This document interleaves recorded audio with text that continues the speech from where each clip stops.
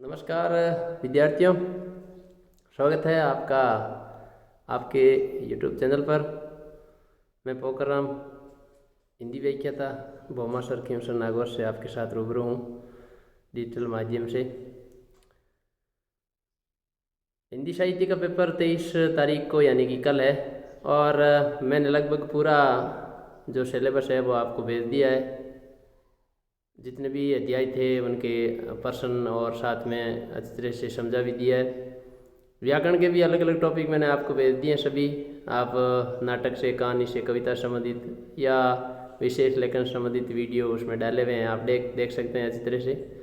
और आज के दिन के और जो जितने भी घंटे आपके पास शेष हैं, समय बचा हुआ है, उसका अच्छी तरह से सदुपयोग करते हुए पूर्ण तैयारी आप कर लें और कल पेपर आप बड़े आत्मविश्वास के साथ देने जाएं। विश्वास भरोसा आपके मन में होना चाहिए कि मेरा पेपर बिल्कुल अच्छा होगा और आपने साल भर मेहनत की है तो उसका फल भी आपको बिल्कुल अच्छा ही मिलेगा। और कोशिश करने वालों की हमेशा जीत होती है। तो आज के वीडियो को शुरू करने से पहले आप चैनल पर नए हैं तो प्लीज़ चैनल को सब्सक्राइब करिए, लाइक कर दीजिए, शेयर करिए और कमेंट बॉक्स में जा कर के आप अपनी प्रतिक्रिया और सुझाव भी दीजिए। इसमें जो अपना अध्याय है वह है सूरदास की झोंपड़ी, प्रेमचंद जी का ये लिखा हुआ अध्याय है, रंगभूमि उपन्यास का अंश है। और प्रेमचंद जी का जीवन काल भी बता दूं मैं थोड़ा सा कि 1880 में इनका जन्म हुआ, 1930 में निधन हुआ। बहुत सारे इन्होंने उपन्यास वगैरह लिखे। तो इसमें जो प्रश्न है उनको शुरू करते हैं।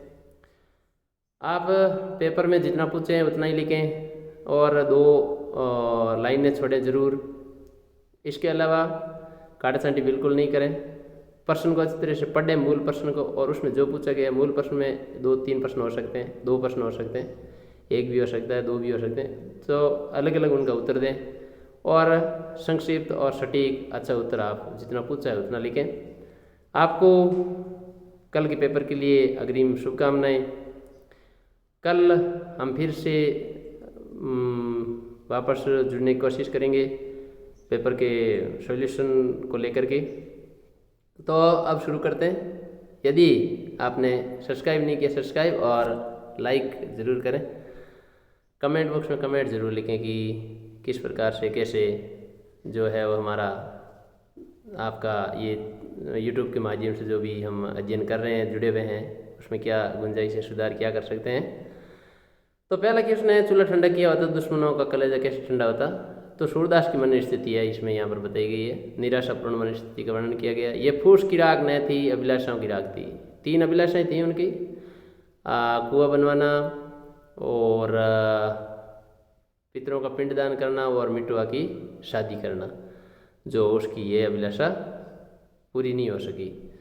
तो सूरदास की झोंपड़ी में उनके चरित्र के बारे में भी लिख दें। दृढ़ता, बालचित सरलता, कर्मठ उदारता, प्रकृति का प्रेमी, सहनशील, धैर्य धारण करने वाला व्यक्ति सूरदास।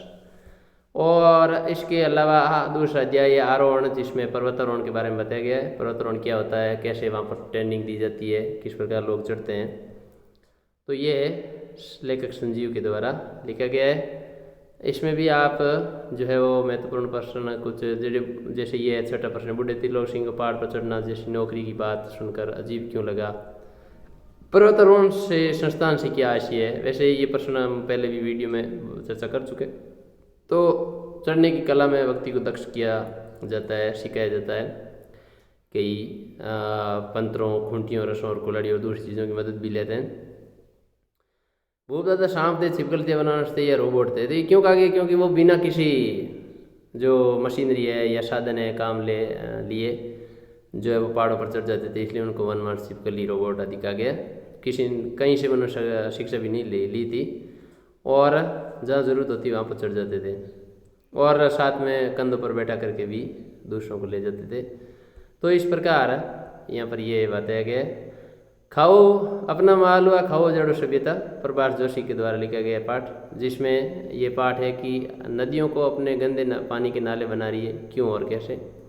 तो जो पर्यावरण का दोहन होता है और नुकसान होता है, उससे पानी प्रदूषण और जल प्रदूषण भी होता है, वायु प्रदूषण भी होता है, कल कारखाने उद्योग धंधे लगते हैं, तो उसके बारे में ये बताया गया है। डगडग रोटी पगपग नीर, ये मालवा के संबंध में कहा गया जब खूब हरा भरा रहता था मालवा और खूब अन्न और धान उत्पादन होता था। आज मालवा वैसे पानी नहीं गिरता जैसे गिरा करता था। उसके कारण क्या है, तो ऋतु चक्र है, बेमौसम बारिश है, औद्योगिकरण है, वायुमंडल में वायु प्रदूषण है ना, ये इसकी वजह है। तो अब सभ्यता कह सकते हैं उजाड़ की अब सभ्यता है या विकास की औद्योगिक सभ्यता। तो ये उजाड़ की अब सभ्यता भी है, ज़्यादा उजाड़ की अब सभ्यता है, क्यों यह विकसित निर्दिन देशों में बाजार तलाशा जाता है। इस तरह ये सभ्यता शोषण और पूंजी के केंद्रीभूत होने की सभ्यता है। तो यहाँ पर ये आपको लिखना है। अब इसमें कुछ छोटे प्रश्न कर लेते हैं काव्य गुण दोष छंद अलंकार से संबंधित। मैंने आपको गुण दोष अलंकार के बारे में विस्तार से वीडियो भेज दिया था कल, आप वहाँ से जरूर पढ़ें उसको। ओज गुण में मूर्धन्य ट वर्णन ध्वनियों का प्रयोग होता है। काली घटा का घमंड घटा, तो घटा शब्द 2 बार है और इसमें यमक अलंकार है। शब्द भी दो अर्थ भी दो, शब्द भी दो अर्थ भी दो, शब्द भी अनेक अर्थ भी अनेक, तो फिर यमक अलंकार होता है। तो घटा काली घटा यानी बादलों का उमड़ना, और घमंड घटा यानी कम होना। तो घटा शब्द 2 है और 2 अर्थ है, यमक अलंकार। 6 चरण 8 चरणों वाले छंद को छपे कहते हैं। तो कुंडलियाँ 2 रो और छपे रोहू, यानी रोला और उलाला से छपे बनता है, और 8 चरण होते हैं, 6 से 8 चरण, और 2 और रोला से आपके कुंडलियाँ बनता है। प्रस्तुत के साथ है प्रस्तुत का बोध समासोक्ति, ये मैंने आपको पूरा बता दिया है। जब किसी कविता को पढ़ने और सुनने मात्र से कानों में कटुता तो श्रुति कटुता, तो हेम सुतापति वाणी है, इसका उदाहरण भी है। अजा शैली, ये उदाहरण भी मैंने आपको बताया था। सारंगले सारंगचली, ये भी उदाहरण है इसका। प्रत्येक छंद में 4 पंक्तियाँ होती है, इनको चरण कहते हैं। कुंडलिया छंद में 24 मात्रा होती है प्रत्येक चरण में, तो 2 और रोला दोनों में, 13 11 2 में, 11 13 सोरठा में, नहीं सोरठा नहीं, रोला में।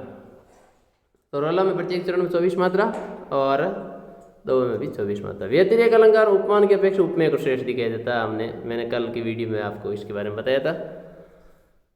भारत ने 10 बताया, ये भी मैं कल बता चुका हूँ। ये विभावना अलंकार का उदाहरण है, जो आपको मैंने बताया, बिना कारण के कार्य होता है और कारण होने पर भी कार्य नहीं होता, तो विशेषोक्ति अलंकार। ये विशेषोक्ति का होगी जय जय होगी, तो जय शब्द आते ही जोश और रोज की भावना पैदा हो गई, तो ओज अलंकार। मनहरण कविता में 31 वर्ण होते हैं, कार्य के बिना ही कारण विभावना अलंकार। शब्द में चमत्कार हो तो शब्द अलंकार। शरद आया पुलों को पार, महानिकरण अलंकार है। इसमें कैसे कि शरद ऋतु को पुलों को पार करते हुए बताया गया। शरद ऋतु ऐसे नहीं चलती कोई पुलों को पार होते आदमी की तरह, तो इसमें मानवीकरण अलंकार। छपे छंद में ये भी समात्रिक छंद है, रोला समात्रिक छंद है। ये उषा कविता से लिया गया है, तो इसमें उत्प्रेक्ष अलंकार है। मानो ऐसे लगता है जैसे काली शील पर लाल केसर मल दियो, या लाल खड़िया चौक मल दियो। ओज गुण में कठोर वर्णों की प्रधानता होती है, संयुक्त वर्णों की प्रधानता होती है, बस लंबे लंबे समासिक पदों की प्रधानता होती है। द्वितीय वर्णों की जो है वो शब्दों की प्रधानता होती है। कवि प्रिया में 4 दोषों का विवेचन किया है। शोर्ट 2 का विपरीत उल्टा होता है।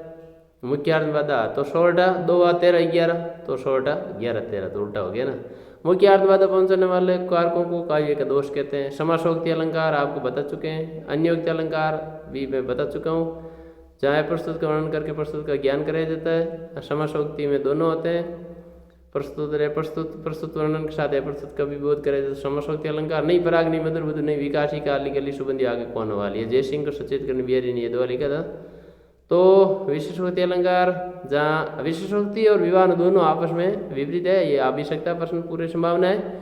जहाँ कारण के होने पर भी कार्य नहीं हो तो विशेषोक्ति, और इसका उल्टा आपके विभावना है। कारण के होने पर, कारण के नहीं होने पर भी काम होता है, तो वो होता है विभावना। तो दृष्टांत अलंकार मिलती जुलती बात, दूसरे बात पहले उदाहरण के रूप में, तो ये हो गया। और मानीकरण अलंकार हो गया। प्रतीप अलंकार भी है, आप यहाँ से ये इसको और पढ़ सकते हैं। अलंकार का अर्थ, परिभाषा और महत्व मैं आपको बता चुका हूँ। रोचकता, प्रभावशीलता और चमत्कार उत्पन्न करना, सौंदर्यता बढ़ाना, ये अलंकारों का महत्व और उपयोग है। समाचारों के बारे में वीडियो में आपको भेज चुका हूँ पहले भी कि समाचार लेखन ककार कितने होते हैं, 6 ककार होते हैं। उल्टा पिरामिड शैली होती है। पत्रकार 3 प्रकार के होते हैं, बॉडी, इंट्रो, समापन। इंट्रो, बॉडी और समापन, ये समाचार लेखन के 3 भाग होते हैं। अच्छे लेखन के क्या ध्यान रखना चाहिए? भाषा अच्छी होनी चाहिए, लोकोक्ति, मुहावरा, इनका ध्यान रखना चाहिए, शुद्धता होनी चाहिए। पत्रकारी लेखन किसे कहते हैं, पत्रकार कितने प्रकार होते हैं, तो ये सब प्रश्न आपको हम भेज चुके हैं। और इस अंतिम वीडियो के साथ ही मैं आपको अग्रिम शुभकामनाएं देता हूँ कल के लिए। आप अच्छी तरह से पेपर करके आएँ और 100% आपके नंबर आएंगे। बिल्कुल आप पूर्ण आत्मविश्वास के साथ अपना पेपर हल करें। कल फिर से मिलते हैं पेपर के सॉल्यूशन को लेकर के। आपका प्यार और सपोर्ट मिलता रहे, ऐसी मैं दुआ करता हूँ, आशा करता हूँ। जो प्यार और सपोर्ट आपने दिया है उसके लिए आपका बहुत बहुत आभार, शुक्रिया। जय हिंद, जय भारत।